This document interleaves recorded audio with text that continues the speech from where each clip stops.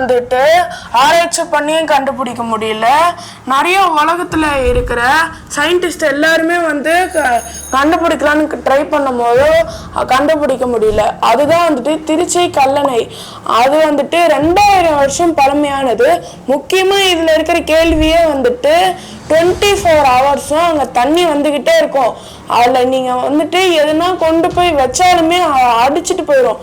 அந்த இடத்துல போய் உங்களால் எப்படி வந்துட்டு கல்லணையை கட்ட முடியுன்றத ஒரு மிகப்பெரிய கேள்வியாக அப்போ இருந்தது. 1839 வந்துட்டு வெள்ளைக்காரன் நம்ம நாட்டுக்கு ஆண்ட வந்தான் இல்லையா, அப்போ வந்துட்டு ஆர்தர் காட்டன் அப்படின்றவர் வந்துட்டு இன்ஜினியர்.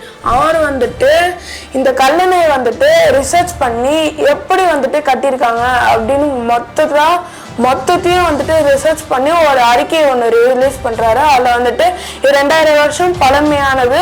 முக்கியமாக இது ஒரு தூணும் இருக்குது இல்லைங்களா, அந்த தூண் ஒன்றுமே வந்துட்டு 1000 டன் வெயிட் அப்படின்னு சொல்கிறாரு.